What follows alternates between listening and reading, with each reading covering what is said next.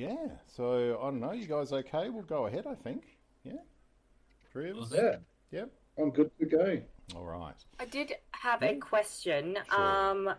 How much inspiration did we have? Like, since you Yeah. brought up that, were we carrying on from what we had pre No, break? you're back to one. You've all just got one now, and we'll do the roll in just a sec. So let's chuck that up first. So if one of you wants to roll a d6 for me. Oh, you've already done that. Oh no, that was a d20. Oh no, that was a D20 for my Okay. Yep. storm effect. Yeah. So if I can get a d6, right, a 4. So Ysille, you have picked up an inspiration point. I would imagine it's from your troll slaying from the day before. Yeah, yeah, and Yeah. it's me telling everyone in the pub about how there's this guy who can just kill trolls in one shot. You know? That's right. Have you heard about the knot where Yeah. there's that one member that killed a troll with Yes. one Yeah. shot? That kind of Absolutely. stuff. Yeah. I like the Yeah. idea of like quickly putting on different disguises to be like, I heard this about him. Puts on another. Like, well, I heard this. No, that's great. All right, so that's inspiration roll order. Tom, just before you got here, we were discussing that our inspiration rules. I've made one change on burning inspiration for a spell slot. Not that it has a great deal of relevance for you, but what we're saying now, I've modified it so it's only one inspiration point for to get one level of change. So Yeah, sure. You know the deal. You got a third level spell slot. You got a third level spell accessible to you, but you've only got a second level slot available. You can burn an inspiration to get back to that third level slot. Yeah. Yep. All right. So apart from that, that is unchanged. And Windra, you have rolled your storm surge, and unfortunately, it is a pretty clear day. All right. With no option for benefit. So. Not starting that well. Does that mean that this is one of those days where Windra is mopey? Yeah, just like Yeah. bland. Yeah. It's sort of a spend the day in the pajamas sort of day. If it wasn't a work day. Yeah, that kind of thing. You ask her a question, she's just like, Yeah. It becomes a student of mediocrities. yeah. Meanwhile, if you ask her in the middle of the storm, she just like goes on like a literary rant. A rant. Yeah, absolutely. Waxes lyrical. Yeah. In fact, you know not to ask. You can feel the energy. You're like, I don't want to. Yeah, don't talk. Just shoot. Put that energy anywhere but into conversation. That's right. That's right. All right. So we let me just bring you back. So we return to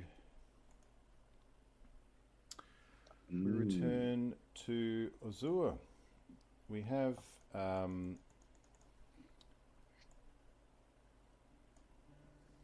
basically you're back waking in the loft of the Drake's Chalice. Ishilu, you wake early despite the large amount of, unfortunately, poor wine that's available by this time, with Viren mead ladles, cellars being cleaned out by the high number of Rapscallions who have returned to Wispen Vale. But you still feel quite buoyant after yesterday's success and the journey of the day, and being back here and being out of the rain and warm. You open the counter, and as you like stepping over the hay, the straw that's in this loft, you sort of look over and you see the sleeping figure of Windra looking, as you open the window up to have a look, unconsciously in sleep, looking quite disappointed with the outcome of the morning already. And because there's this quiet, cool, clear morning ahead of you.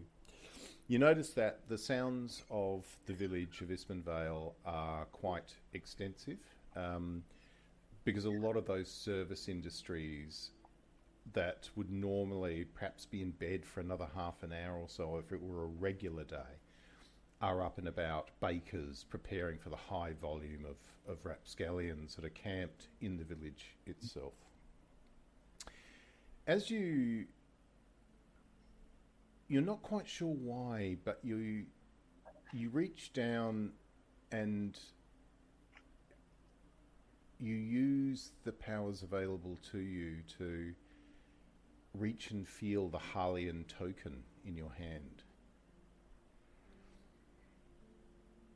You pull it out, and as you gaze at it, you see the symbol of the seer. Two faces that seem to be joined together, printed on this coin.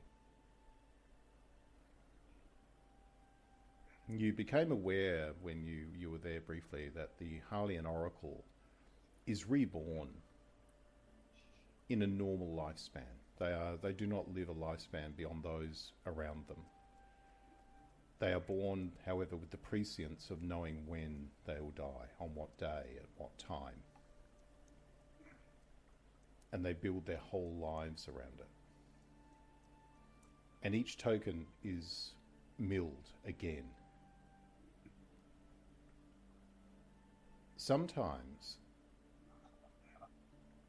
the token is given to somebody and they will query that why is mine different to others? And that is because you have been given a token that your prophecy lies with a future oracle, not the one who is giving prophecy today.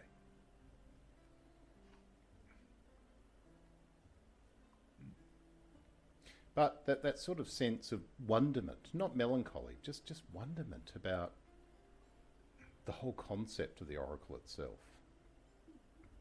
And then you put that token back and look out of the window, and primarily because you hear the clopping of horses, and you see that from the south side of the low sort of palisade fence that surrounds the village of Ispenvale, you see a troop of horses clearly carrying the insignia of Hadring's Anvil, of the Duke,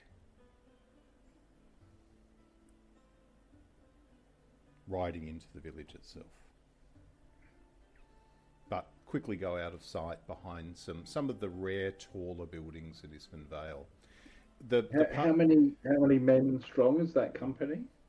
You would say probably about 25 to 30, perhaps. At the head of that group, you did see what looked to be a noble of some kind. Somebody of rank was leading the group. As they disappear, you think that what they have done is they are taking the path. There is a cobbled path which goes from the village itself up the rise to Ispenvale Manor itself, under which, of course, within that hill, Anvilhall is built within the hill below.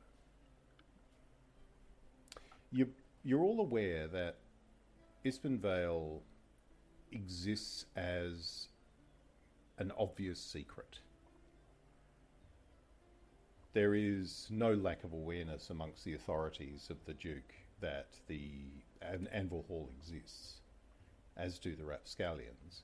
And there's existing arrangements that the Duke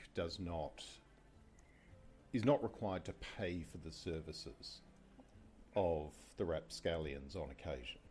But the Order does not allow its services always to go unaccounted for. So even the Duke pays. So it is interesting that Duke Ordrog has sent a group of troops to Ispenvale. Okay.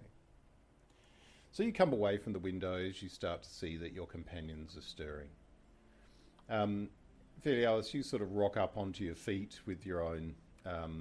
You have no real clear recollection of what you were doing last night. That it had something to do with wrestling. You do know that. Your head is splitting. And as your companions look at they see that your robes are covered in, like road mud and stuff from the floor where there was obviously you were wrestling the night before. But your wrapped braces that protect your arms, as always, remain perfectly clean, like a white grey linen, attracting no mud whatsoever. But yes, you get up as there is like a bit of a light tap at the door, and on the far side you can smell the smell of perhaps like warm honey and raisin cakes or something coming through the door frame. All right, Ysille, you're on your feet as your companions are sort of starting to haul themselves out of the straw.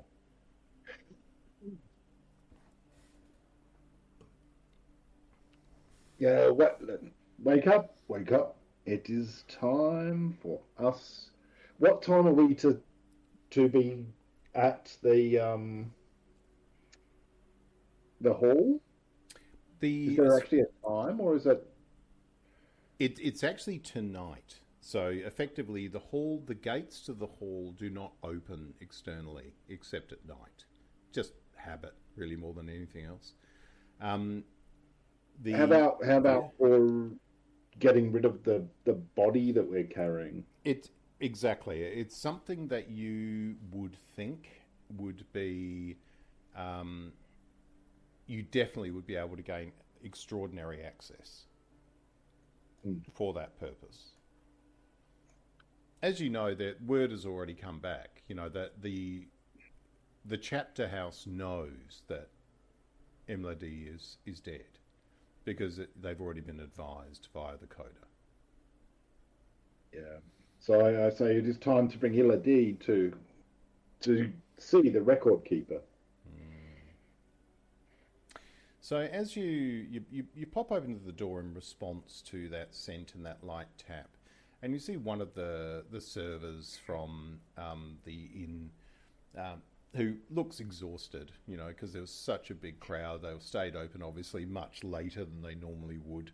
So many guests, and this young lad comes in with a sort of a fatigued smile, and he pops down a tray, and it does have these sort of nice flat sort of cakes that seem to have raisins within them and some dried fruit.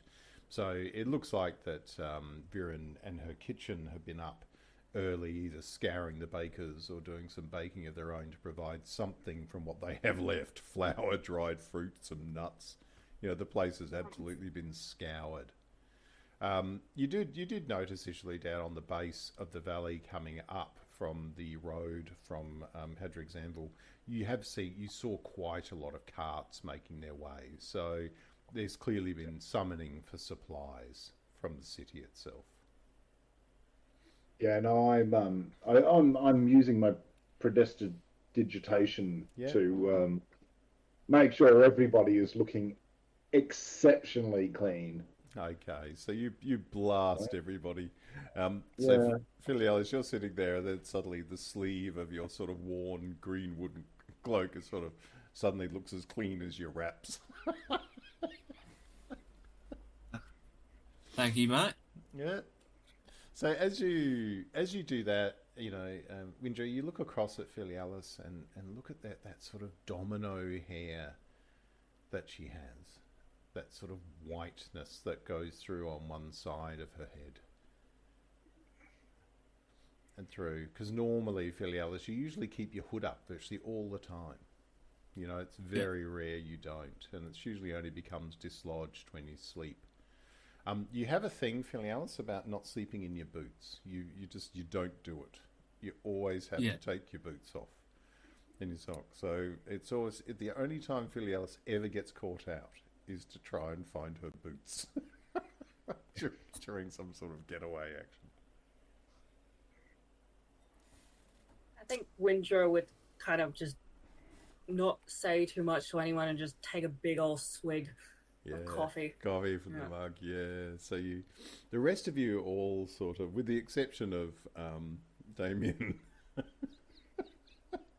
politely decline coffee. But David, as always, accepts his cup, looking out of the window while he's doing It's that a bit lovely like the stuff. honey cakes. Yes, that's right. While you're having that drink. So, yeah, your clothes are... You're looking very clean.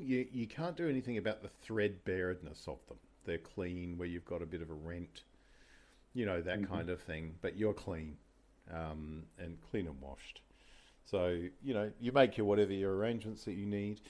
When you go downstairs, Viren just directs you to one of the stable hands that she has, who takes you out. And the stables are just packed to the rafters. They've got horses side by side. They've tried to match with temperament, so there's no fighting, that kind of stuff. Just so they've got some room. But they made a spot near like the vents at the back that air would normally move through in summer.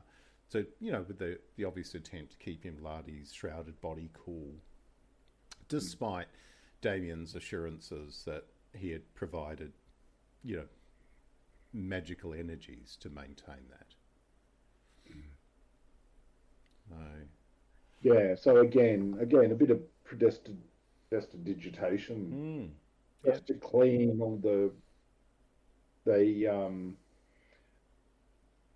I guess the hay off of the body and the hay soil, I guess. Yep. Yeah. And that cleans like the stains from those venom wolves and the mud from the pole you've been using to carry it with. And again, Damien and Ysille pick up the pole to make sure that it doesn't get dirty again, being dragged on the floor if it was the other two. And, to carry that out. There's a path that runs through the back of an old temple, like a lovely but ruined and no longer used temple, which is quite of an innocuous sort of agricultural figure lost in time, maybe an avatar of one of the 4 elemental gods that has long been forgotten. You make your way through, and there's a lot of sort of the winter flowering low plants like the heathers and things have started to shoot, and you make your way through that path, which eventually goes into a wooded grove on sort of the northeast side of the rise, which takes you up the side of Anvilhall, the actual hill itself. You get to a certain point where there's a tree, a petrified tree, but hanging in it is what looks to be like a petrified vine, which has a knot structure. You can tell, Windra, as soon as you see that, you know that is Stormborn resin, because this is like a vine cable that would be stronger than steel. It's designed to be there forever to let you know where that entrance is, but also there is a code of knots there that tell you how it is to be used. So it's like a series of, like a direction you must push it one way, a direction you must pull it back the other, another sort of function. And you all have a level of understanding knots as writing, like in sequence. It can become more complicated. There are message knots that are put together like a ball. If you think of a concept like a Gordian knot, like the knot keepers, the knot recorders can write like huge messages in a torturingly complex knot, which is read as it's unravelled and undone by people who also speak that language. So there are certain levels of record keeping within the order that you would not understand. You just could not read it. But so this we can effectively read and write basic knot. Yeah, anything that it's more instructional and anything that has a name. So even if somebody started to unravel one of those large complex knots, you would be able to read the names in it as it was coming up past, or perhaps this must be done on this day. You might be able to read that, but the concepts in it you would not understand.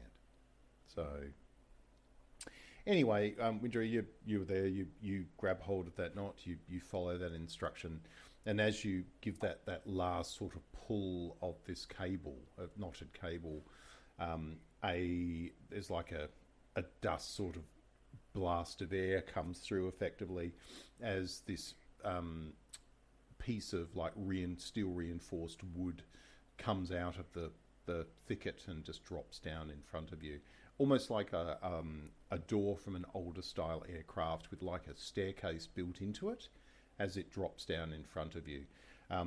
It is on the far side of a quite a well-running stream, which is still going but it's, you're starting to see the signs of ice forming in the stream. But you would still need this to cross it. It's quite deep, like almost forms a moat. So you go across, and you step forward through the doorway. On the far side, you see two Rapscallions on guard duty. Put hall guards that basically push their blades back into their scabbards and nod at you as soon as they recognise who you are. Yeah, we continue through. Okay. Yeah. So, sorry, go ahead. Is this sorry? Are they asking us for why we're here, or we're just familiar enough that we can find our way to the Hall of Records? And oh yeah, definitely. I imagine this is a normal thing, right? Yes. Oh, look, as soon as they see you carrying a shroud through, they know why you're here, and they know why you're not here at the allotted time. So they just pass by, they nod, they give you a greeting. You know know them. You don't know them so much. The guards themselves that reside within the hall are not active Rapscallions themselves. They are here for the purposes of just martial defence of Anvilhall. So they pass back and you make your way down. For a little while, you're making your way through a naturally occurring cavern tunnel. At one point, carrying the pole around gets a little bit tight. You've got to lift over a little bit on this side. It's like getting something down an old corridor. And eventually you make your way into the manufactured elements of this. Ysille, you bristle a little bit because, of course, all the way along there is the self-aggrandizing runic inscriptions of the dwarves who originally built this when it was once a dwarvish hall. So that was its heritage, at one point. I run my fingers along those writings gently, just scratching them.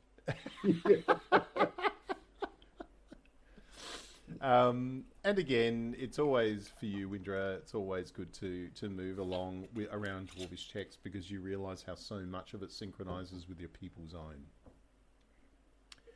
You find you can read dwarvish text probably at about a 60% fluency. So, just by keying the walls. Basically, yes, that's what he's doing. Even to the point where, at one point where it gets a bit dark, some sparks are coming off. Yeah. Dagger just off to the side, just scrape it across. Yeah. Just, No. Yeah, exactly. I feel like Windra would probably need to be in front of you during this, otherwise she would be a bit like... Yeah. I grab the pole across the wall every now and again. The occasional oops anytime you realise someone notices. Oh, well. Yeah, or there's like a couple of dwarvish statues on each side of a doorway and you turn the pole sideways and try and get through like a dog carrying a stick. Bang! That's right. That's right. All right. Yeah. So you make your way down. You descend a couple of staircases as you go down towards heading down towards what effectively is the crypts or the catacomb of the hall. You make your way past what was at one point the dwarvish tombs. Now they are very well protected. They're sealed and they are patrolled. The order is very much aware of not disturbing the history of those who vacated this hall centuries before they occupied it. So you pass through there. As you get to a point where you hit more of the natural cavern as you head towards the catacombs, and above you, you see that sort of black glass that is purported to be the floor of the chamber of the spider seal up above. That sort of incredible smooth black glass that if you didn't know better, it felt like there were things moving in it. It's just the way it trapped the light and reflects the light around it. Like this corridor is almost brilliantly white, but reflecting off a black surface. You know, bending that light somehow.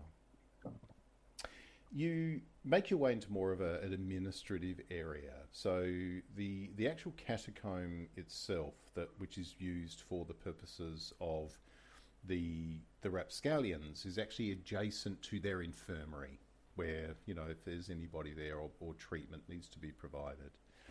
As you come through, one of the attendants of the infirmary approaches you. The first person that he recognises is Damien, because he's aware that Damien has medical skill and, you know, so that kind of surgical skill, and has obviously spoken to him in the past.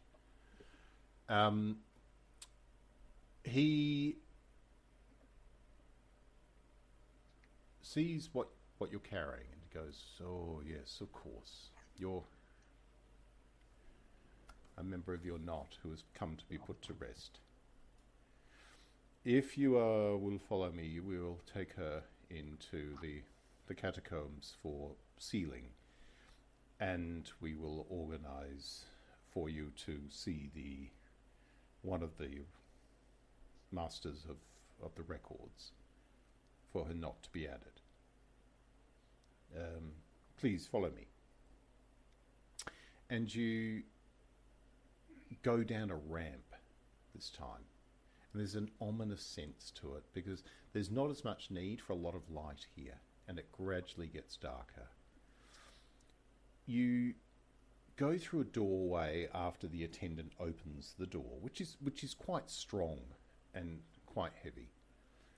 And as you enter, you come into a room that's possibly 60 to 70 foot high.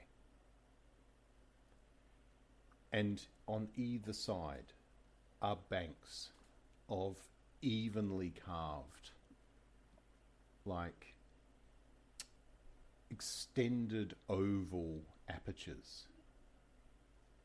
A lot are open, but ones from the ground level up are sealed. And you can see while you're there are a pair of masons working on the right-hand side wall on adding more of these apertures into the natural rock of what. And they're sealed with stone again, are they? Yeah, but they are. The stone is quite smooth, and it's clearly done with a form of dwarvish sort of stone magic, which to Ysille is a point of respect. This is a power from Caio to be able to do this, to shape that stone the way that they do. You see that he comes along and there's another scribe, like a medical scribe, sitting there, and they have a quiet conversation off to the side, and you pop. You're asked to put Imlardi's shrouded figure onto a bench, but that bench has like a draped sling, like a lifting sling already spread on it. So as you put her wrapped form down, it's clearly there so she can be lifted by one of these gantries up to one of these points. Yep. The medic, for want of a better term, turns to you and just says, "I will need to remove the shroud.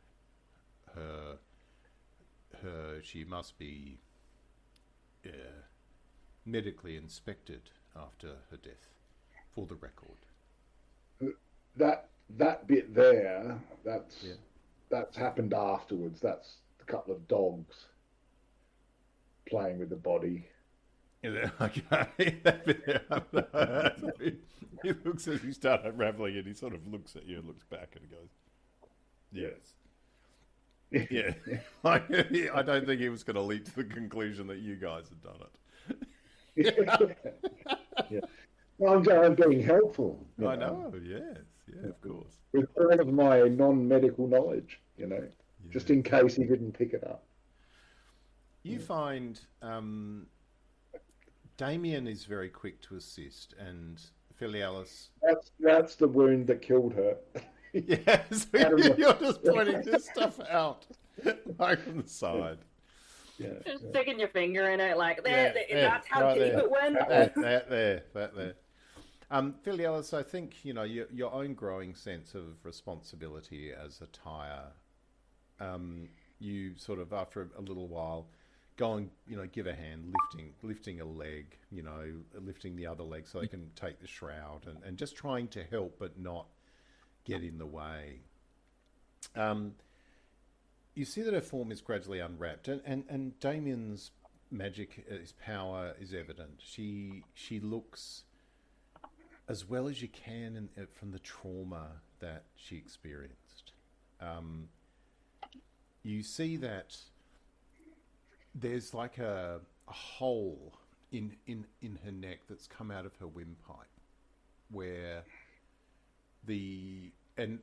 as you're talking about it, the medic explains to you what he understands that Gorgeant Lung Flies do, that the fly enters your airway through your nose.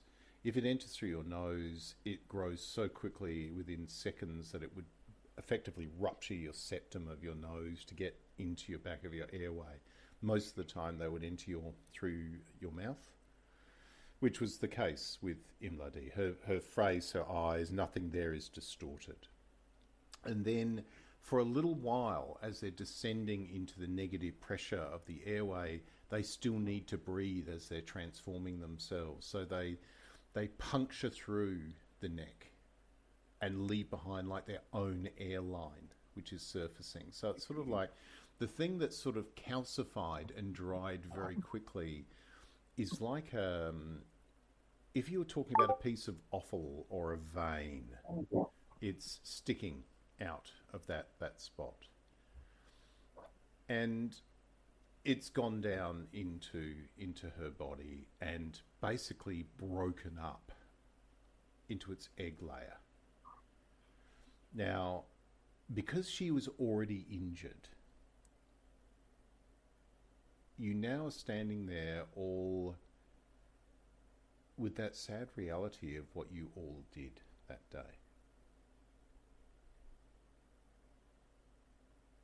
You've all pushed it to the back of your minds, but you know what you did because you were told what had to be done. And then you look at the signs of below that pipe. And Filialis, you get this horrible sense of remorse and pain and a cramping in your hands from that memory of being on her chest and crushing her airway so this thing could not get the air that it needed for its eggs to be born within her lungs. You all know, you could all see in her face, she couldn't speak, of course, because of what was going on, and she was so traumatized, but you all have that sensation in your hands and of where you held something down. You all held an arm, you all held a leg, with her declining strength, as you effectively ended the life of one of your members of your knot to save her from something vastly more vile, but something that had to be done. And now being confronted with what a spell like Gentle Repose cannot make go away, which is the signs of your own hands upon her to do what you had to do. You see that the medic sees the same signs as you do, but also knows what had to be done and offers you no comment, but also does not create a problem of your dignity by offering you solace for what you did. As he makes his reports, and well, clearly by the striations and the sign within the eye, there was no chance for these eggs to generate. I believe I have no concerns about her being entombed. And he said, we will apply a new shroud, one befitting of her honour. And they bring out just this very nice white linen shroud, and they wrap it round just with like it just looks like some fibre from reed around, around her arms, around her ankles, just to stop the actual shroud from coming off. And then they grab a beautiful gold-coloured impregnated, like roped material that they wrap around, ironically, her neck, which is the way that it gets done. And they wrap that around, and then they offer it to you, Filialis, to tie her signature knot, as is which is your role. And I tie it, but Yep. like methodically, like I do it purposely slow. Yes. So you treat it with a great deal of respect. Yeah. And you do it perfectly. The rest of you step back. Ysille, I would say that you're a very learned person from the point of view of being a courtier, right, within a court of an emperor. You're not yet as skilled as the others in relation to the internal processes of the Rapscallions themselves. But you see that what Filialis has done is something that would be deserving of somebody such as, like an Obrak, or an Obrayu being given that reward and that shrouding. And it's done in a meticulously way. Damien comments to Filialis as you step back that they've never seen one of its like. It's done with great art. And steps away and to speak more with the medic themselves. And with that, a couple of the other attendants bring the gantry over with like a cable rope, get it into the right point, and it's sort of wound down, and they hitch her form up and they lift it up and pop it onto almost like a gondola style window cleaning frame, which they then both at both ends take those lines up and ratchet it up about probably 50 feet up the wall to the first vacant spot on the side where the masons are working, and they carefully transfer her body into that aperture, and then pull, like they drape up on these sort of notches part of the shroud over the top to signify to the masons that will have to be sealed in with that process. And you see the masons who are working turn around and they acknowledge it. It's not something that's immediately pressing, but it will be something they will be doing today before their workday ends to seal that in place. And the medic comes back, and it comes over to you, Filialis, and a small piece of paper, but a fine piece of vellum parchment that has like perhaps animal hide that's been run very thin. And it writes to you, and there's a signature on it, and his seal has been put on top of that for the Master of Records.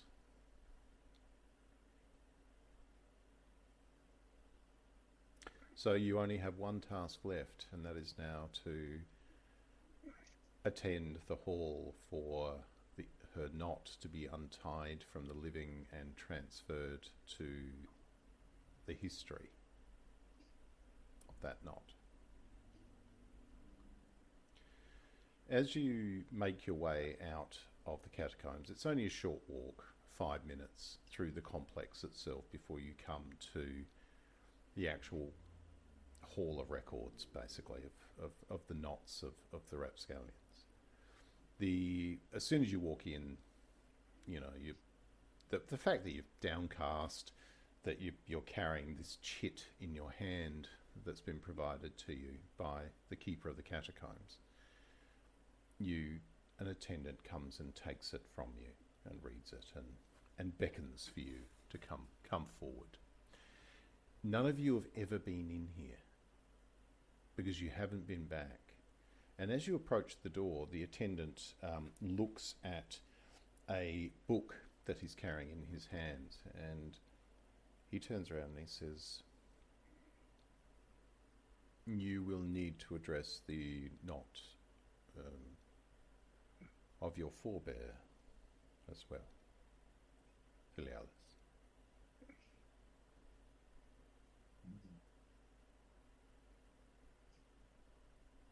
Of guys are not. Yeah, yeah. As you walk through, when he opens the door, it's the first time any of you have been in here. It's a chamber that is built within the same cavern that the catacombs were built into. So it's about 70, 80 feet high. But from it, in the centre of the cavern, there are 10 huge thick ropes. Like they would have, if at one time when you look at them, they look so old. And the only thing, none of you, with the exception of Ysille, have seen anything like this. And the only reason, Ysille, that you have seen something like this is because you could remember that giant ship of the Wrath coming down the Great River, the Aruk, Yeah. and the huge ropes that were required to tie it at Selweir. And it looks that kind of, these huge ropes, you know, probably maybe a foot across, how dense this rope was to begin with. And they are, at that point, they are hanging there. But you watch at the top that they've meticulously pulled fibres out of them. And those fibres have been carried over to another hook that comes down, that's made out of wire, and hitches onto that. And that thick part then descends further and then gets broken into more fibres. And you can see in front of you, in the knots that are tied from these giant knots of the founding knots of the order, down to their derivatives as you come down. So as time goes on, then these knots actually change. That's right. Time is embedded in them. Yeah. And when you look to the side, can I ask one of you, if you have an Arcana roll, whoever you feel is best suited to Arcana, to make a roll for me?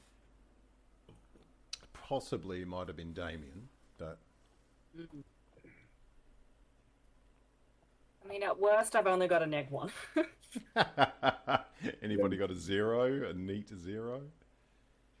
Got a All 0. All right, actually, Yeah, I perhaps think you're the it's best you. then.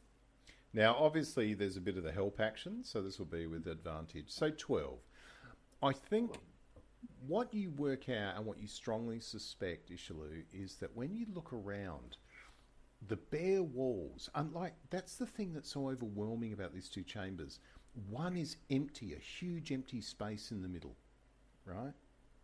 That seems to just create this sense of solace and around death, you know, like of omnipotence around the end of life. And its adjacent chamber that almost sort of mirrors and replicates it, except the walls are bare. There's nothing on the walls, but they are sheer and they've been dwarvishly mined with abject precision. But as you go up, you see marks on the wall. And it's a calendar. But as it descends from the roof down on both sides, you see its formation changes. And you would need to be a scholar to understand it, because at the top, it looks like what you've seen of the old empire's dialects and their keeping of time.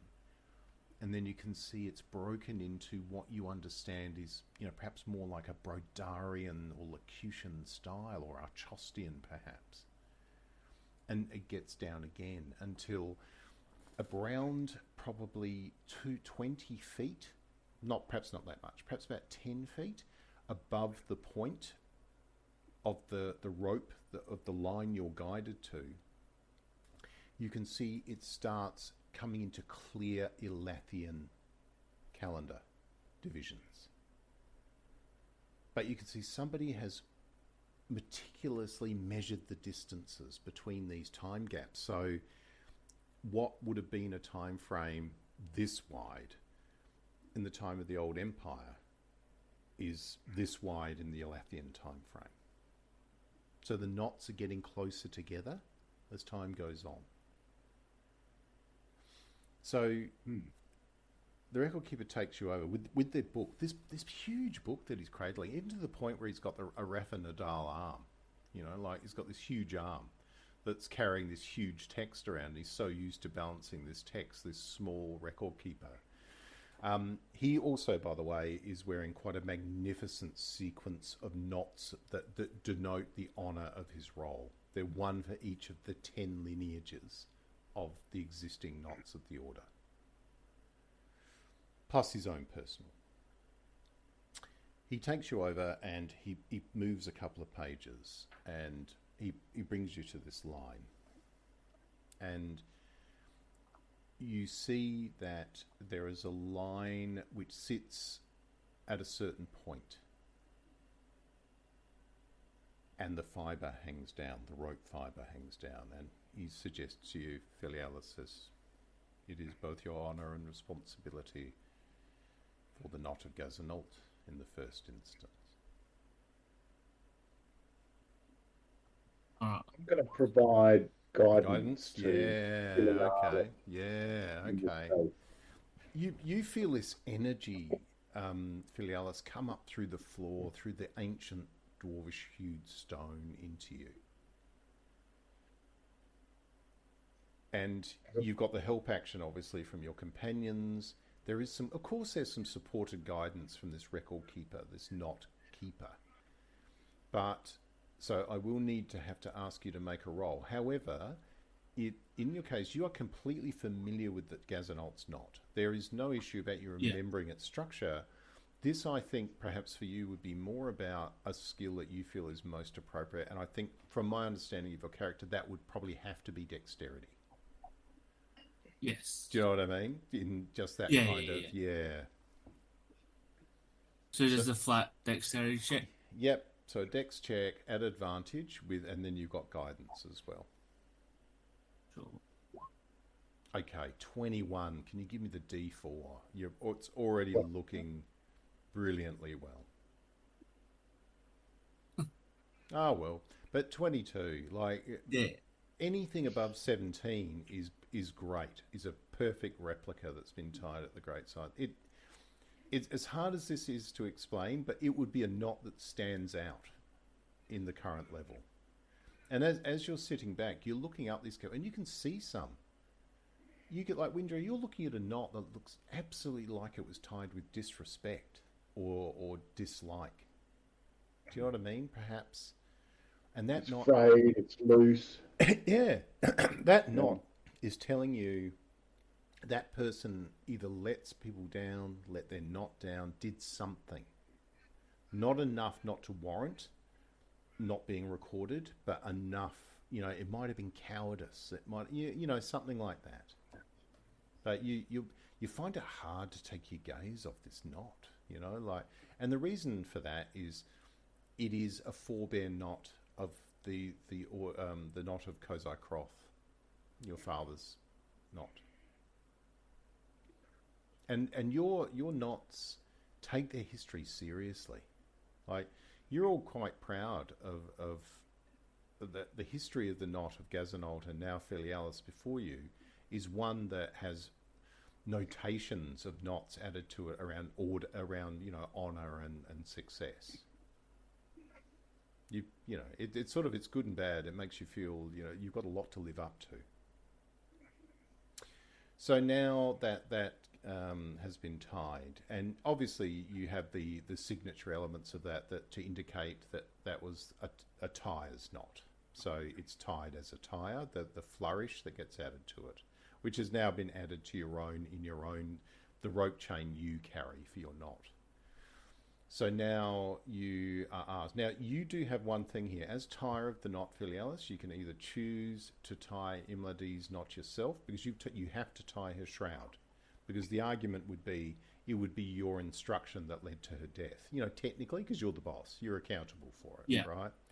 Sure. However, you can refer the knot of a fallen colleague in the record to another member of the knot. It's an honour you can bestow or a responsibility you can maintain.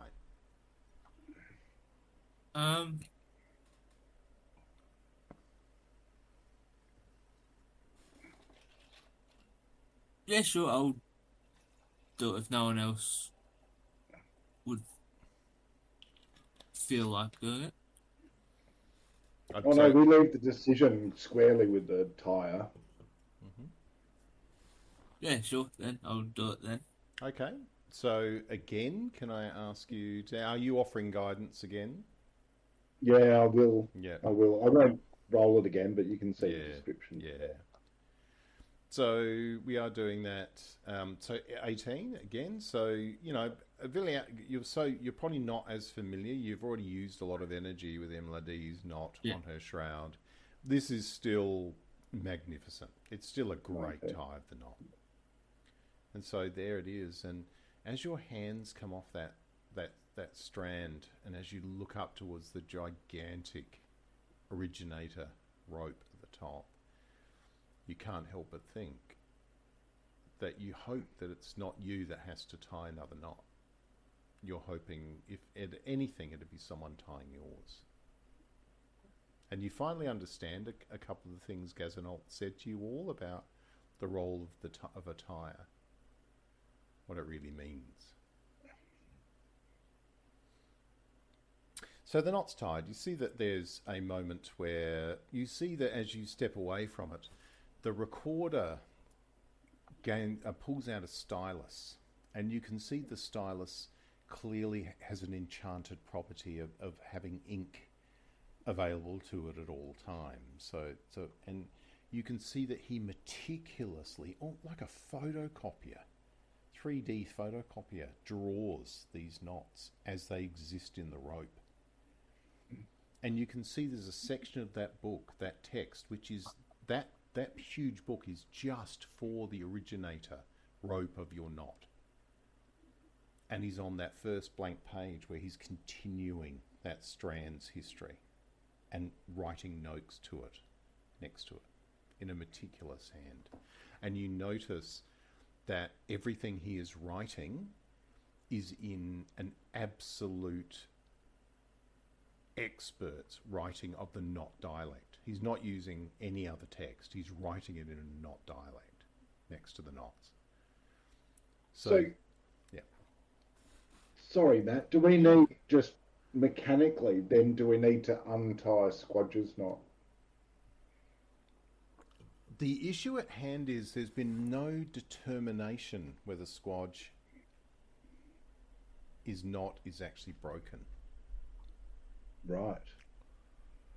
The one thing that you guys cannot do as a Tyer of the Knot is the only person who can make a determination as to whether a Rapscallion has breached their vow is the Hallmother, right, or the Hall Father, whoever that is, or the Master of Records, in the absence of that Hallmother. You're aware that Squadge's circumstances have been Filialis. You've reported them faithfully and in a positive light. You know, you've made it very clear that Squadge did what he had to do to draw that danger away. You know, it's not a danger that you really understand, but you're quite certain someone like Ysille, the Hallmother, would have access to information to be very clear on the threat that woman posed by being able to track Squadge. Yeah. But you have heard nothing yet. It's been almost a year, or over a year, and you have had no determination conveyed to you. But you're at Anvilhall now for the first time in all that time. So this may be when you hear it. But you doubt it. Based on these momentous events of every knot being recalled, you doubt you will get the clarity you're looking for.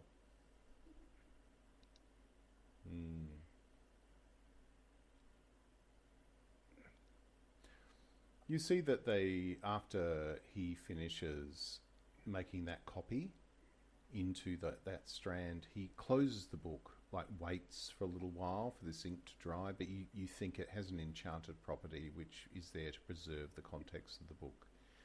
And you see as he steps back, he moves his hand over the book, and it's almost like the text seals and changes.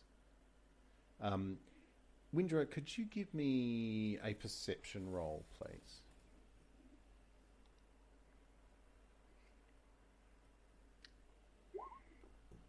Okay. You look at it and you're confident, it's with advantage, you're confident that book was made by your people. You don't think those pages could be torn. And he stands there and just looks at the rope quietly for a little while, and you're not quite sure, but he's obviously honouring it. And after a couple of minutes, he turns back from silently looking at the knots that you've tied. And he says, "The Lady of Luck is no doubt blessing them now. Thank you,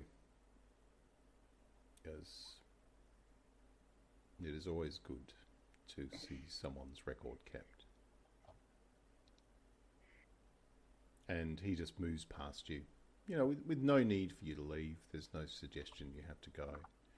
Obviously giving you an opportunity to stay for a little while if you want.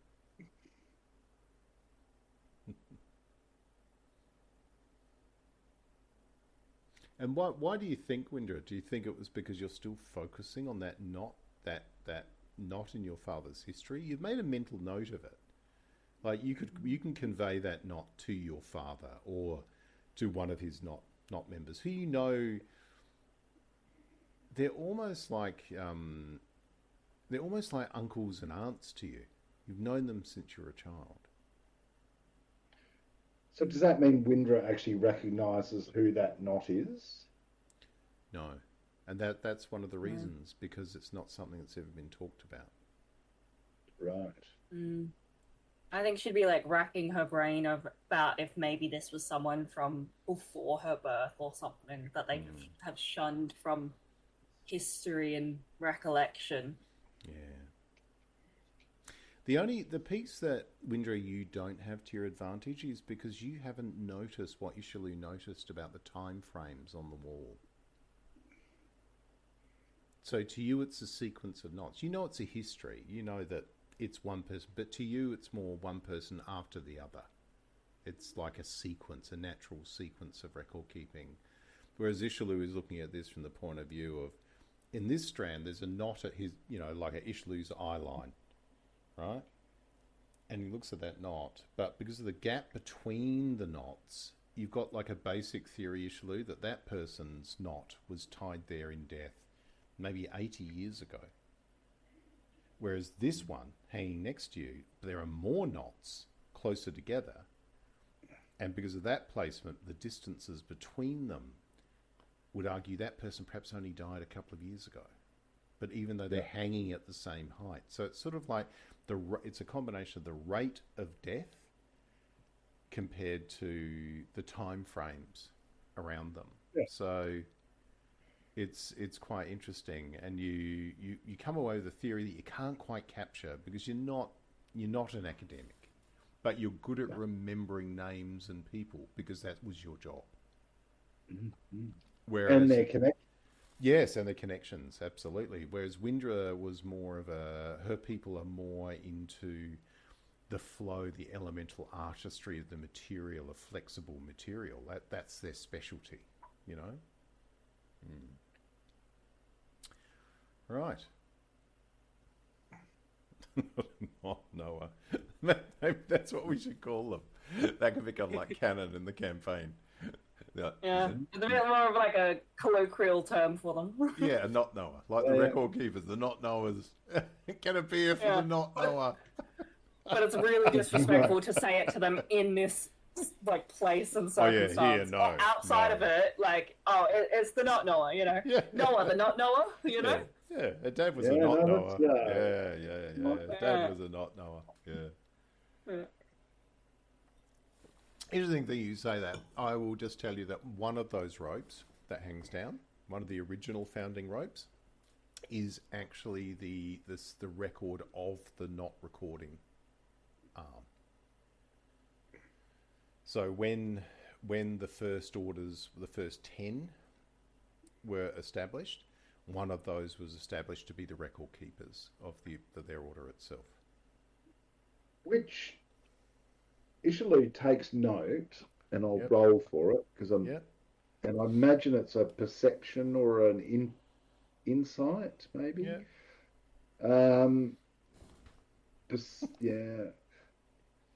Oh, piss poor. But which knot has the most deaths, and which one has the least? Like which strand, and what those strands belong to and represent. You clearly can see, and you dismiss quickly, the ropes that descend from the academics and the record keepers. They're all long lives based on your growing theory of how this is counted, because they're not in combat, they're not exposed. You see, though, it does interest you that at a couple of times, as you're walking out of the building, out of the hall, and you look back, that there are sequences even in their line where there's a lot of clustering of knots, like an upheaval periods, perhaps. You know, that kind of thing where, there must have been the reasonable amounts of insurrection if the bookkeepers basically are the ones that are dying on a quick basis, or a purge or something like that. When you do though get to the door, you would argue that the rope, which is the history of the orders that Windra's father are a part of, his knots part of, are definitely the ones who seem to have the greatest numbers of death as you go down. Because there's a denotation knot which sits there. So as disturbing as it is when Filialis first walked in, the record keepers have actually put a signatory knot off to the side, just with like a hessian but storm plain fibre that's almost indestructible. With Filialis's knot, it's like an offshoot that at this time the knot became that of Filialis, even though Filialis was not dead. Yeah. That's how they keep the record, right? So that knot is there, and you can see to the side on the one that has that greatest history is the knot of that Kozai Kroth's knot is on, that Windra's father is a part of. And you look at that has a history. Interesting history. And there's an offshoot from that, which is Ordrimer, who Ordrimer is another famous Tyer in the order. His order is known as the Futiles because they keep being given jobs that are futile. You know, they come back from these sort of dangerous jobs.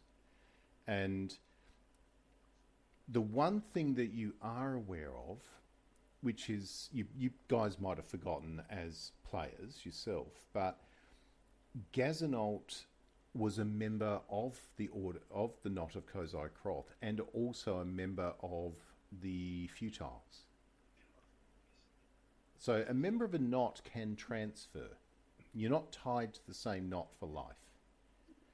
You know, if there's a need in another knot for a certain task to move, they will approach someone that has the right skills and ask them, are they willing to be untied from their knot for this great purpose, to be tied to another?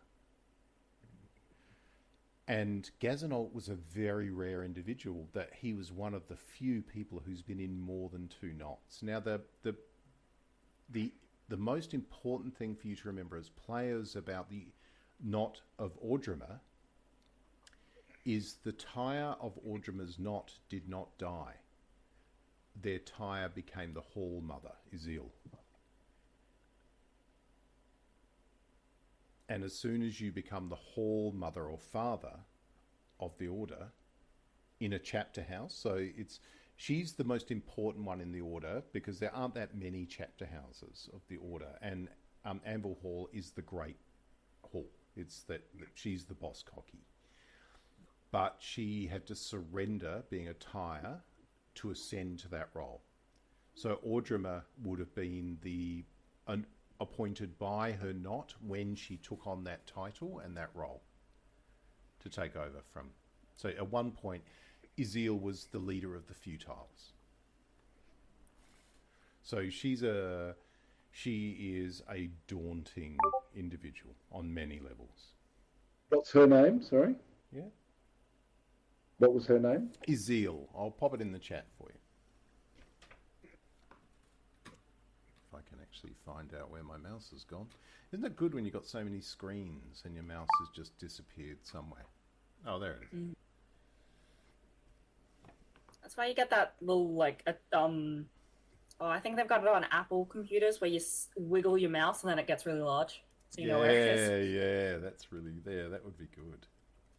I think you can get like a plug-in, or I don't know what computer words, but like where it does that on your mouse for.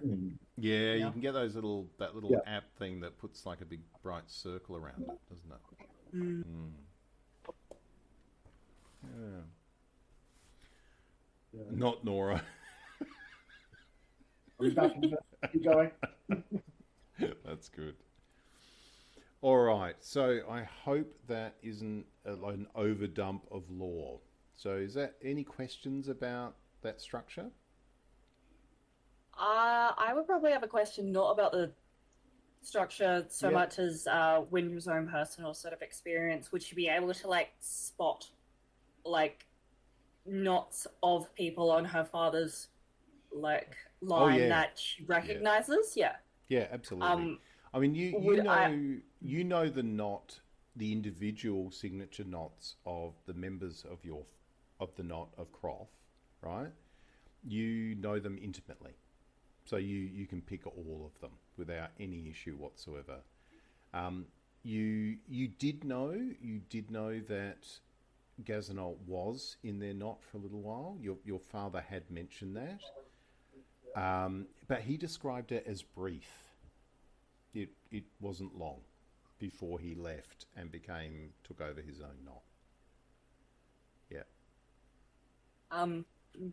Windra would probably try to show some level of respect for, like whether it's like sort of like touching each knot that she recognizes or something, and kind of like hesitating over the really loose and scrappy looking one, where she kind of like, I don't know if I should show respect to this one. Yes. And sort of maybe skipping it, but lingering on it for a bit. Yeah. So what I'm going to say, Annie, is could you make a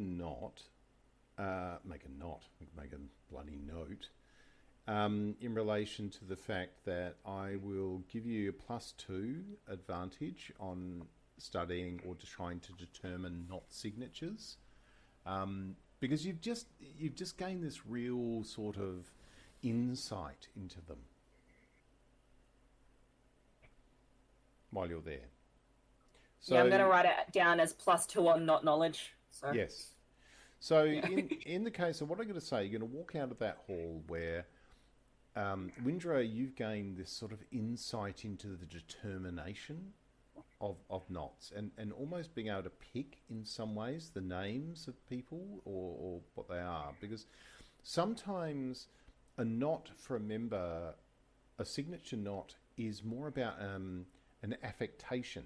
So it can be misleading. It could be about how they're described. You know what I mean? Like there are some people, you know how we all have a friend who is known by a nickname rather than their name?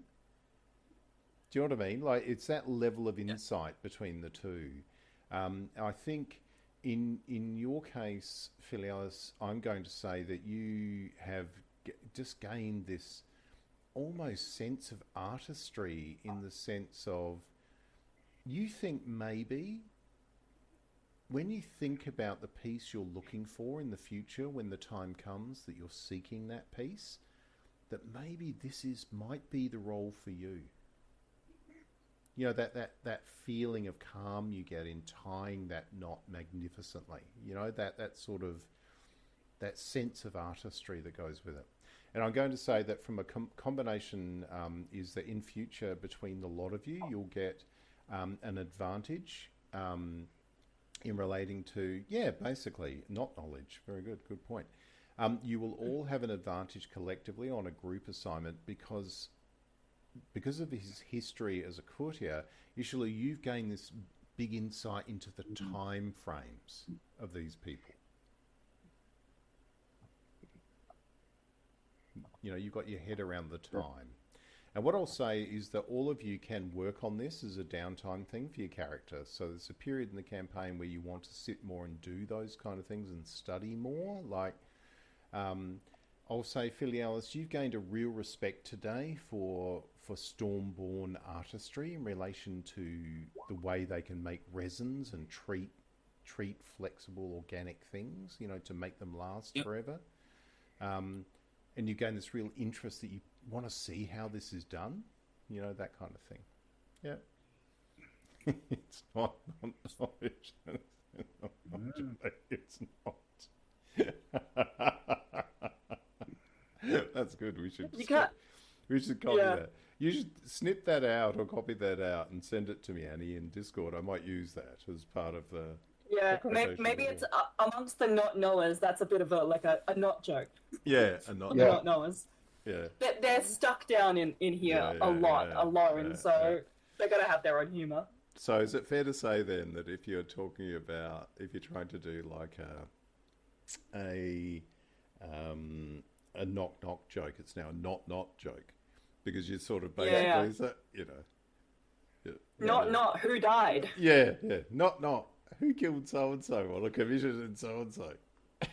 But you can't give the right answer, because that's not a knock-knock joke. Okay. So you're guided out, and as you move back into the central ramp chamber to start making your way back up and out to Ispen Vale, you can see that at the top of the alternate ramp, you can see the great doors to the chamber of the spider seal are open, which is the huge meeting hall, right?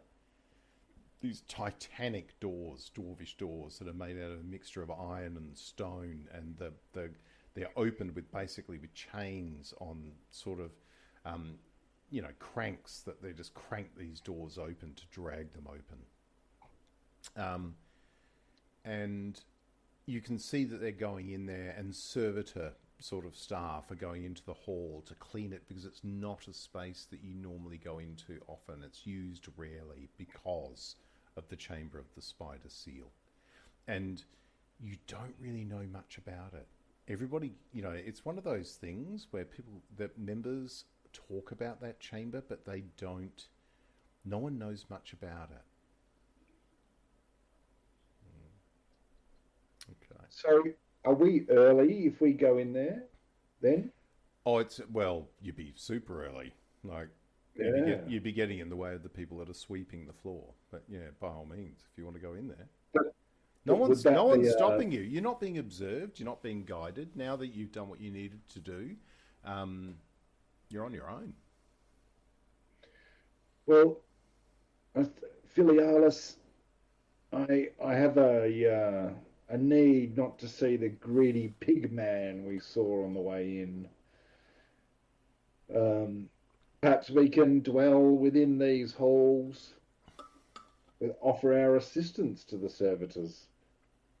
That wouldn't be seen as being crawly or anything, Matt, would it? No, not at all. The I mean, basically we're here, we're waiting for the occurrence to happen. the members of the order and the people who work for them, it's very communistic in the sense that it's a very egalitarian organization. Like Ysille is respected because of her power, but she doesn't get better food. She doesn't get a higher place at a table. Yeah. Yeah. I mean, I'm happy to go out into the streets and bide our time, but maybe we may get a better seat should we be here earlier. Avoid the ugly Quilled. Is that his name, is it? What is it? Yeah, Quilled, I think. I wrote, all I wrote in my book from last session was fuck Quilled, and that's it. I was like, that's all we need. I'll remember. Well, if it wasn't, it is now. Excellent. Yeah, that's how we know him. Yeah, okay. That's just my suggestion. You see that the while you're there, so as you walk through, you see that the cleaning staff are cleaning off all the fixed stone benches. At one point, this hall would have been probably like a large military sort of encampment for a dwarvish lord. There are fixed stone benches that have been carved out of the very stone around them, and they are dusty. There's a large, like a stage at the end of the hall. It's when you work out now that effectively the complex, the four main halls, you have the Hall of the Records on one side. Equidistant the other side, you have the Catacombs. Then on the other side, there are two halls, but they sit slightly higher. You're going up ramps, so effectively absorbing the space between the two. When you get to this floor, you see that the dwarvish stone carved ramp transitions, like they've married in around this like black glass that the floor base is made of the hall. And when you walk through, to the left of you, there is a titanic round steel and stone door built into one of the walls. Like it would be the door that a giant or a dragon would use to close, their door. I think. Yeah. Oh, I was going to say, I think just based on the fact that she was already feeling pretty shitty because of the weather, she'd look at that steel and just go, like really holds it back, that little gag. But you come in, and as you are looking at that, you see the embedded machine creature of the giant spider that's embedded into the wall over the door. Now, you can see that the wall, the floor, and the door, and the spider have clearly appeared at different times. It wasn't built by the same people. This was gradually retrofitted. And this giant construct statue spider that covers this door frame was the last thing to be added. When you look through, you can see that the spider's legs are embedded in stone. But when you look closely, you can see that they're not merging it. It's not some kind of earth elemental merger into the stone. The legs have been sort of fitted and designed to go into natural fissures, which fit the leg to a certain point. So one of the 8 legs has gone into, like, for want of a better description, to elbow depth at one point to fill that hole perfectly. Another has only gone into wrist depth to fill that hole perfectly. But as you move forward, for those of you who have, and realistically, your party, perhaps with the exception of Damien, is very much earth elementally focused in some ways, and air elementally focused in others. So particularly from an earth perspective, definitely Ysille because of Kaio, because of that avatar.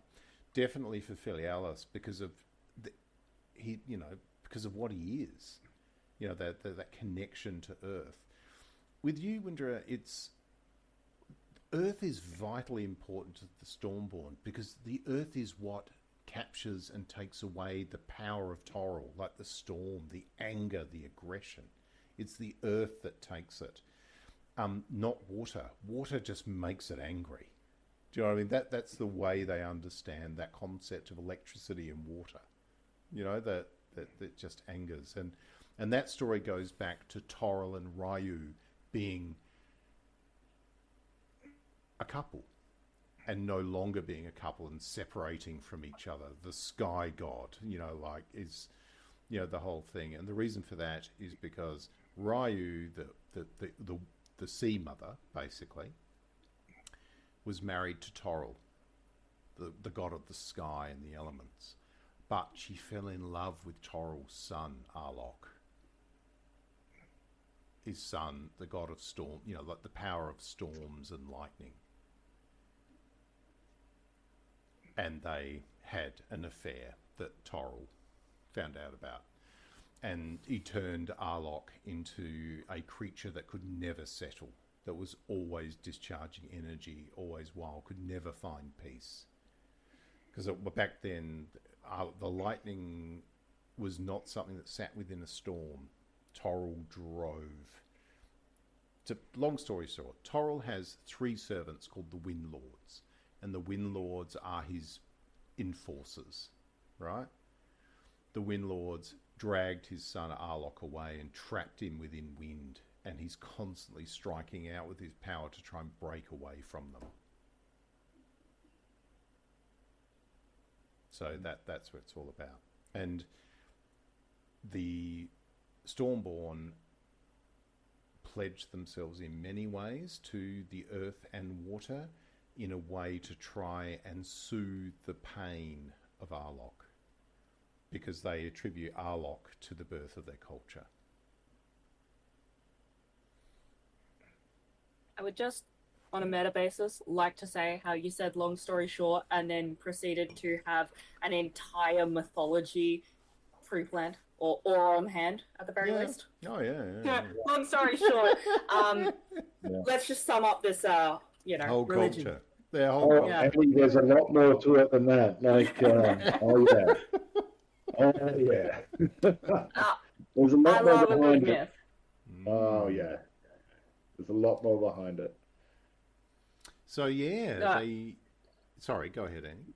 I was going to say, you are welcome to send me the entire mythology of it if you like, if you've got that on hand, because I am a huge lover of myths, and if there's something I can add into my character, where she's like, oh yeah, like, remember that time, that wind guy, and everyone else is like, what? The key fulcrum to understanding this mythology in this world is that the one that is perceived as the greatest evil is the one that it is most denied. So it's just something to keep that in mind. So the whole concept of in this world, fire is deemed to be the thing that influences change in people. You add fire to water, you get steam. That kind of thing, and it's basically you add fire to earth or sand, you get glass. That's sort of the way it's perceived. So fire is, or in this world, it doesn't get referred to often, but the fire entity in this world is called Nasa. And Nasa is perceived as a change agent or a chaos agent for that very point. So anyway, so if you think about it, I guess the biggest thing that I pinched is the concept of NASA is basically the Loki concept. You know, that kind of idea. Yeah, disruptor influence. Yeah. Anyway, so you walk through and straight away you offer to start helping the attendants in the hall while you're studying the spider. Ysille offers to help by telling them which bits need the most cleaning. Okay, you're offering. Give me a perception roll. But I'll give this to you an advantage because this is your specialty. You are a party planner. Yeah. Lovely. Oh, definitely. Like you're pointing out, like sort of, well, yeah, clearly people are going to be sitting here of some value, so you need to do this and you need to do that. Like you've clipped a few real holes from servants going into halls. Yep. Like, I would like to also add, perhaps, that maybe as soon as they move away to start cleaning what you told them, you're like, wait, but back there. Wait. Wait, no, don't leave there yet, because there's still stuff to do there. Yeah. So you're sitting there while you're having this conversation, and Filialis, you walk up and you're just looking, and there are boundary stones. They're like these. It's like the perfectly carved floor of this point stopped, like the dwarf stopped at some point.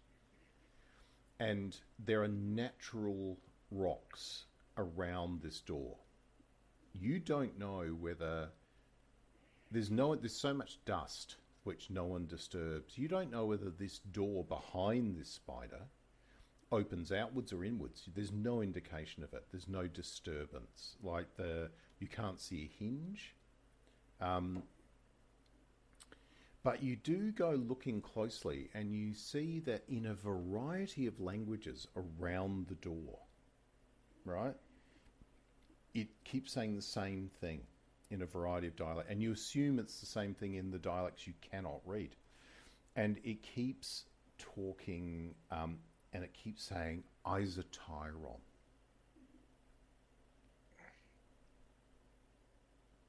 All the way around it in this spider. So it's spelt with a Y. I'll chuck that into chat for you. Can I try and recognise the language? You, let me think. Give me an intelligence roll, Frischly. Just straight intelligence? Yeah. Yeah, it has, phonetically it sounds Archostian. Okay. Yeah. But, Filialis, you're just studying this thing so closely. And when you get to this boundary point, which you you can feel, like, we talked about that thing that, that static that Windra gives off on those stormy days. You feel that as you're getting closer to Ysille. And you cannot step beyond those stones. There's a boundary here of some form. But you can see now closely to where the most proximal arm is. And you can see that there is like an undercurrent of energy around that point. It's like the energy of the earth or this place is being fed into this thing for when the time comes. Like it's almost like a surge of a stream. You can feel it. And you find that as you get close to the stones, you almost subconsciously, without control, start to turn into the honey badger with a sense of rage. This thing, you can feel this energy is destructive energy that's being fed into this giant construct on the side. By getting that close, you also notice something else. There are arms within its arms. You can see that. There's like apertures at the joints where you would suggest that what is 8-legged would become 16-legged. Do you know what I mean? Sort of like they would slide out. You don't know if they're weapons that would slide out or tools. You don't know, but there's clearly a complexity about this. Now, what I want you to do for you, based on the fact of this experience you've had with tying these knots and things like this, I want you to roll a d20 at advantage for me.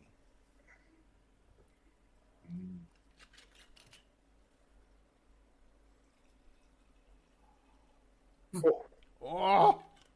Roll again. Give me another one. Yeah. Ah. You look at this and you pop your hand down onto one of these rocks and this sickening feeling comes into your gut. And you know that there will be a day where either this thing is destroyed or you will die. You know it. You're gauging this pulse. You're feeling the end, potentially the end of your life in this thing. At the moment that you do that, when that 20 comes up, you get this feeling, this sickening feeling, and you sort of hear this little noise and this quiet sort of disruption, and you look and you see on the front of it there's like a puff of like this dust drops down, and when you look up you see this multifaceted eye surface, like an eyelid, for want of a better term, has slightly opened, and this thing looks back at you, and you know. Make an insight roll for me at advantage.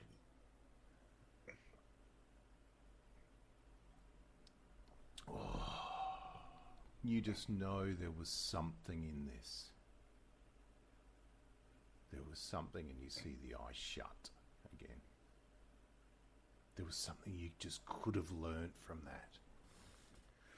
But the feeling does not go away, and you turn around, and even turning your back on it gives you the chills. The badger wants to run now. Like, it's got over its initial rage, and the first time in your life you feel the creature within you would rather run than face this.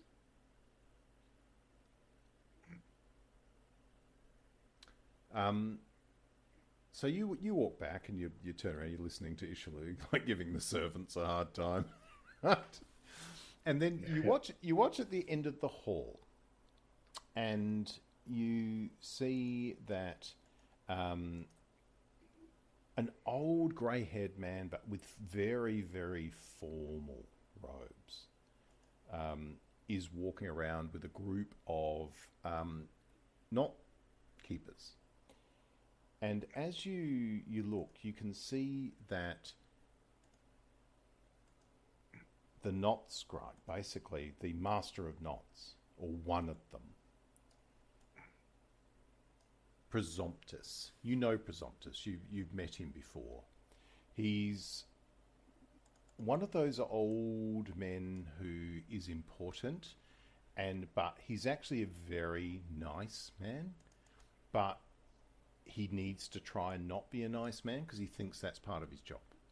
Do you know what I mean? He's sort of, and he's walking along, and what they're doing is you can see they're placing down effectively seating cards that have effigies of the knots drawn by the scribes that they're putting down on these benches for these orders, that for the knots as to where they're going to sit. There will be, you don't just come in and sit where you like.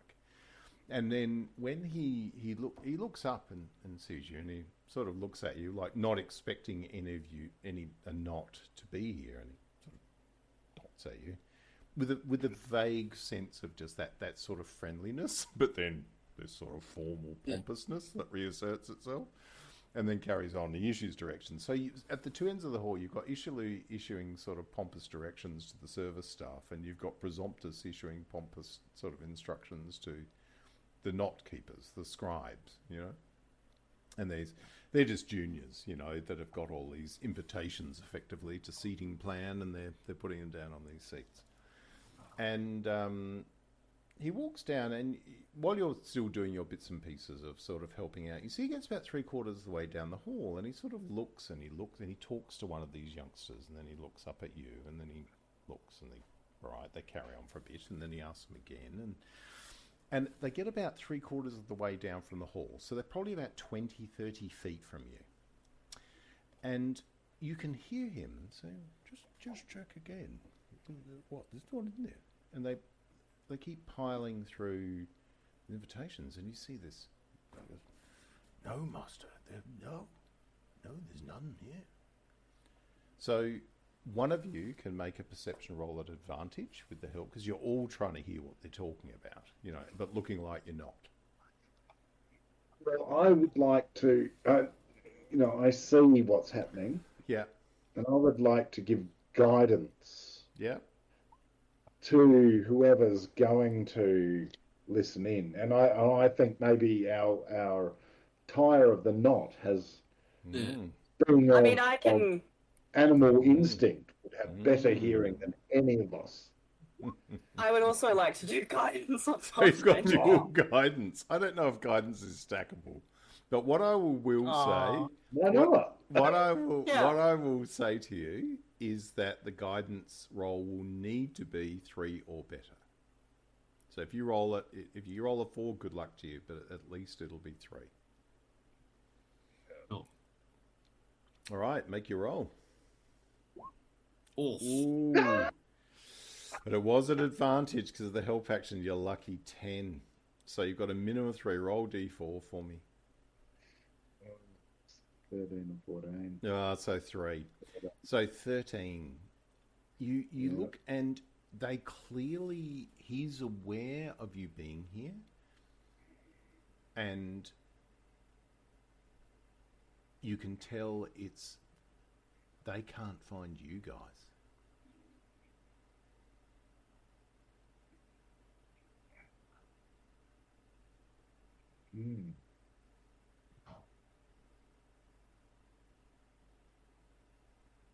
Did we receive some sort of invitation or something?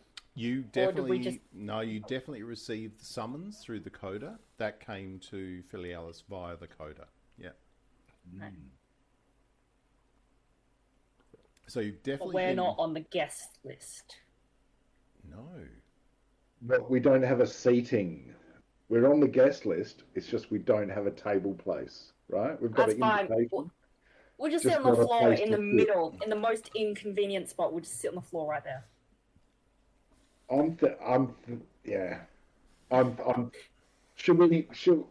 Look, I'm happy to approach them and say, look, we hear it. We have heard of your conundrum. You cannot find us. But surely we sit at the front. And you see, Presumptus looks up from the list and he says, "Hello, Ysille, how are you?" Well, not. Obviously, we deserve a good spot. The front we can is. write cards for you. Well, I can tell you very clearly, you do not have a place at the front rows, but we have definitely passed the place where I thought you would have been. And then he goes, and you look down, and you can see that he looks down with a slight sense of discomfort as one of the apprentices puts down the bit of parchment that has the knot of creoles. Creole's knot. And this sense of insult starts going through your head. That fucking wanker.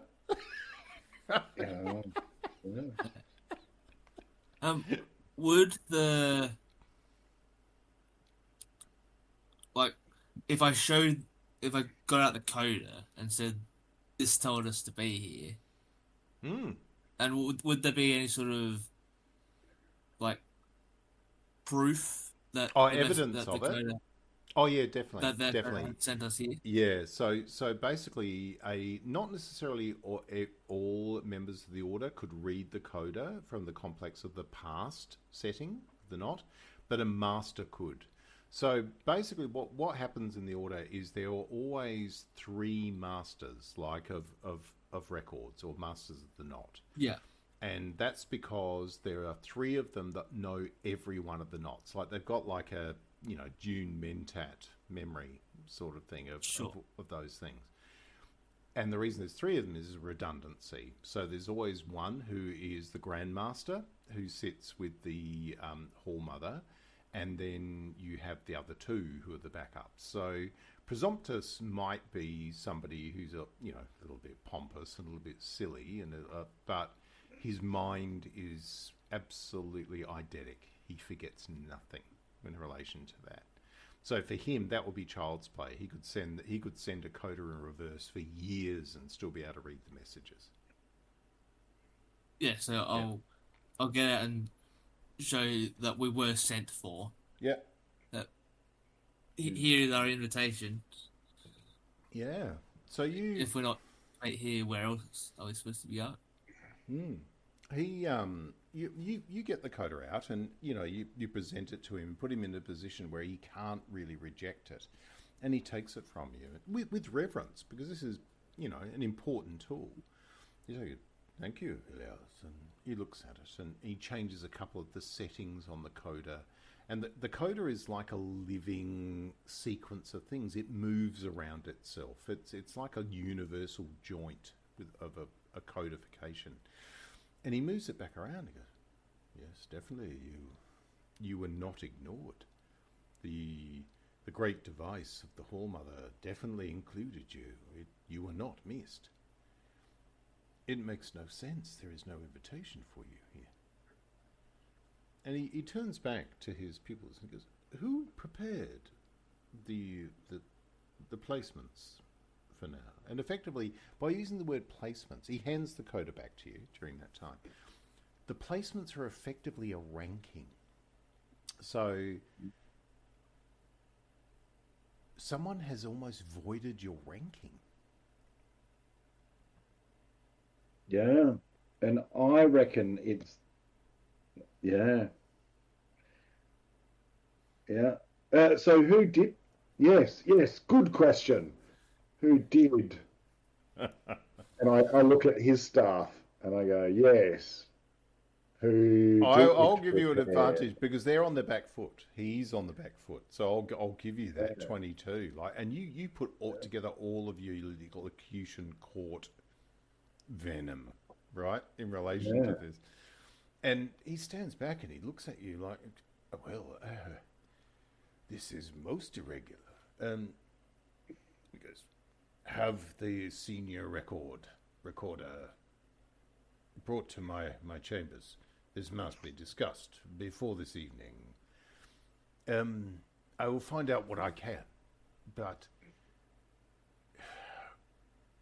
I will seek an audience. The Hallmother and the Master of Records are somewhat engaged. There are curious visitors afoot in Anvilhall at the moment. We saw them this morning riding in. If only the Duke's emissary was the end of it. Anyway, you are owed an answer, and I shall give it to you." And he looks, and you see that he's uncomfortable. He's not trying to hide it. There's something wrong. This is a man who lives his whole life with the sequence and order of things. He presides over those chambers of those records, and it's fair to say that Presumptus is the lesser of the three. So his colleague will probably take over from the Master, right?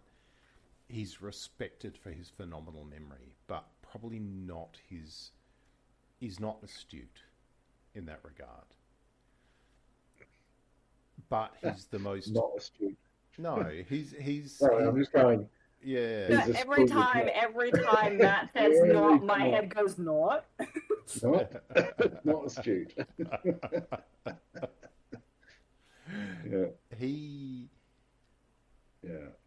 he's clearly the most honest. You know, that there's no doubt about it. There's no subterfuge in him whatsoever. So he suggests that take your rest. I understand that you lost Imlardi while you were gone.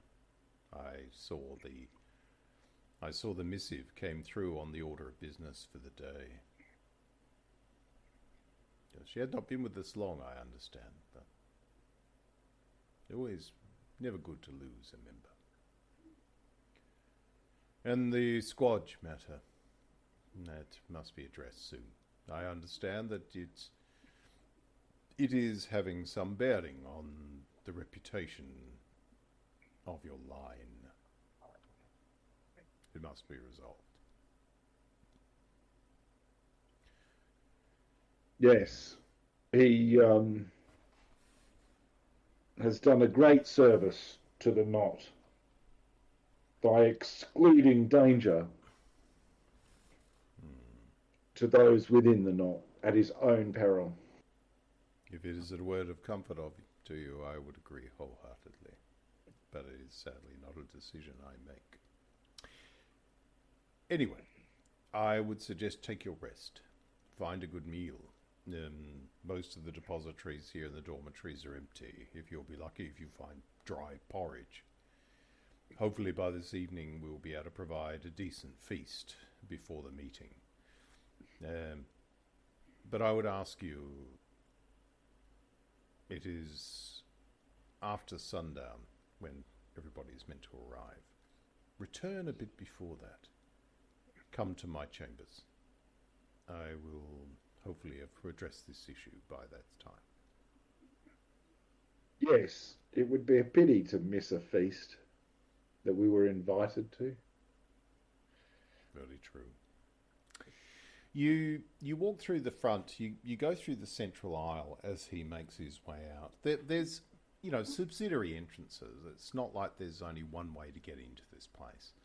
You go to the front and you see that on the front two benches you can see the effigies of Croth and Audrima. So clearly they are, placed as the two most powerful knots. So in the mechanics of 5e, obviously I think it's fair that you work out that, those two knots are the ones that are filled with, the very high level sort of, powerful individuals as you go through. But you do like a double check between these double rows of benches that, could sit up to 10 across, and there's one for each one of the knots that's been placed there. And again, you sweep and do not find your own knot. And for you, Filialis, this fills you with a sense of rage and disrespect. Again, that feeling that you were experiencing when you came close to that rage of being of Tyron. When you look down, was Tyron sniped this way? Does that thing have a spirit of a Tyer whose knot was disrespected in this way? But how does that make sense? Because of the great level of respect of the knots that have been tied before you in the Hall of Records. What's going on? None of it is making sense to you as you walk out. Before we leave the hall, what sort of place cards? Are they just like a little bit of cardboard, a little bit of paper? Yeah. Like they're a piece of Stormplane parchment, virtually indestructible. Like water repellent. They've been made to last, and they're probably used and reused while those knots are available. But this is unprecedented. They haven't had these things. You're gonna bugger it. Yeah, I'm gonna gust off the Creole's one. I'm gonna gust it off the table.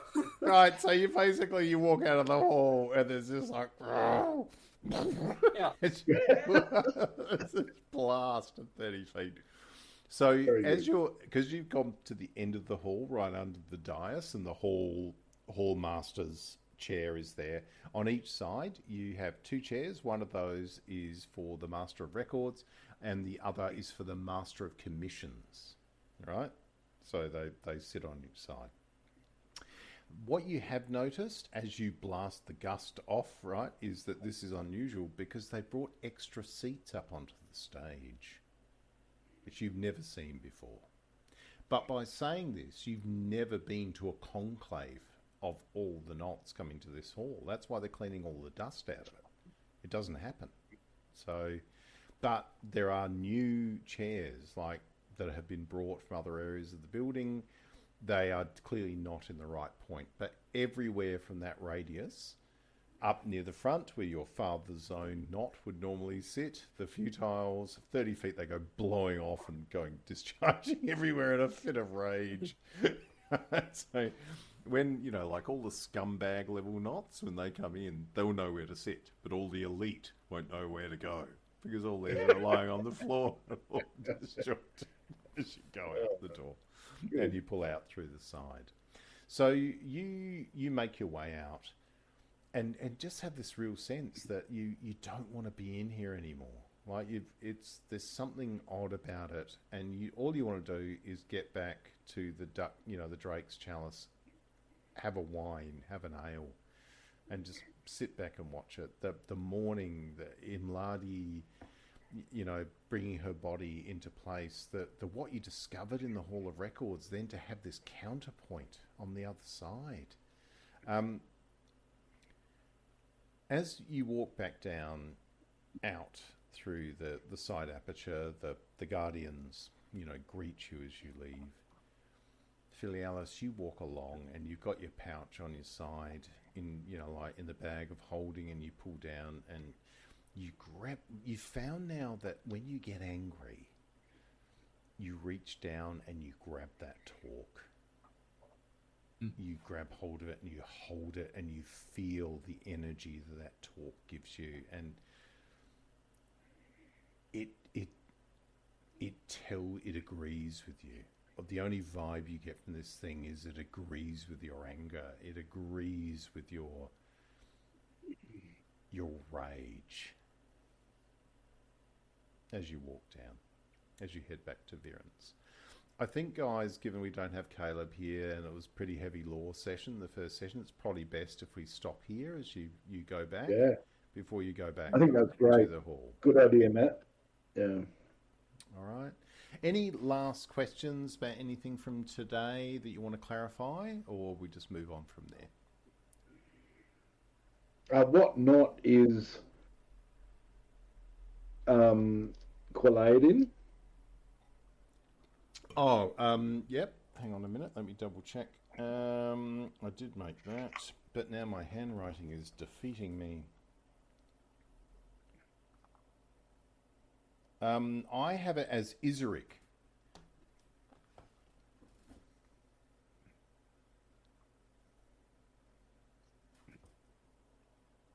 Okay.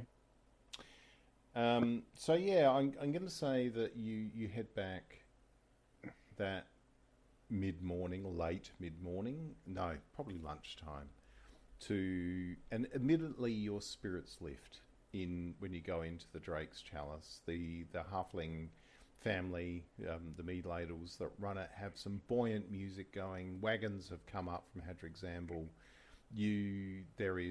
It's packed again, but there's meats that have come up from the main city. There's, a good meal to be had. Not so much the offering that you had the night before. New wine, new beer from the breweries, has arrived. When you get there, two things will happen prior to the next session. On one table towards the end, you see a bench where there is a group of soldiers of the Duke are drinking in the far corner of the tavern hall. The other thing is, as you walk through Windra, you look, because you've grown up knowing where you can see him. But when you look over in the corner, you see Pacrandes, who is the assassin of your father's knot, is sitting drinking alone in the far corner of the hall. You know it's him because he has a globe floating next to him on his shoulder that he got as a prize decades ago, which does a variety of things, including giving him light, but at the moment it seems to be reflecting his mood, dark, hovering on his shoulder. I think as we end the session, I'd probably label with the intention that Winter would be keen to approach him. Yep. And I'll say that he looks up from his goblet of wine, and you get you make eye contact with him, and he looks at you that he has something to say. Okay. That's the one. All right, guys. Thank you. Oh, good.